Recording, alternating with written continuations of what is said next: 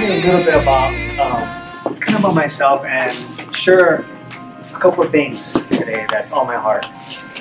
And one of the things is these two emotions that we all deal with on this planet, which is fear and love.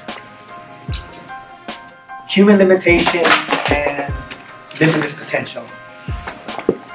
So both emotions motivate. I remember growing up, and a lot of the things that motivated me or that was imposed upon me was this fear-based type of thinking. Do good in school or else I would get punished. Do this and I'll love you.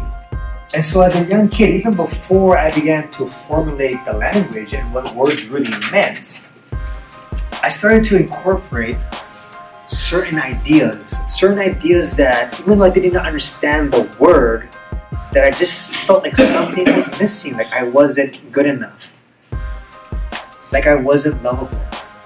Because when I did something that wasn't in alignment with what my parents were saying or what my peers were accepting of me, it just added to this feeling like there was just something wrong with me. How many of you can relate with that growing up? Sometimes feeling like something was just, and you know, I want to say, in the path that I've chosen now, consciously, to work with people, and I do also one-on-one coaching, I work with people that have never been incarcerated, that have never had drug problems, CEOs and other successful women, and they have the same limiting beliefs that I've had. And that's where I started to look at this common thread that runs throughout the human thinking. That's not just limited to people that have been incarcerated, that it also runs rampant around globally, I believe. And a lot of it has to do with this sense of, who am I relative to everybody else? The thinking. I was working with a client the other day, and he was sharing with me that this guy's a successful coach, and he came to me to kind of help him get to his next level financially. He's doing really well, and there's a block there. And life is very much like building a boat in a way, right? And in building a boat, we can put it all together, we can construct this boat and make it look all real nice and paint it and polish it and sand it. And yet when it's time to put it out in the water, it doesn't flow because there was a piece missing from the bottom. And we weren't even consciously aware of it, that it was missing until we put it on the boat. And so we go, wow, that didn't work. So let me build a plane instead.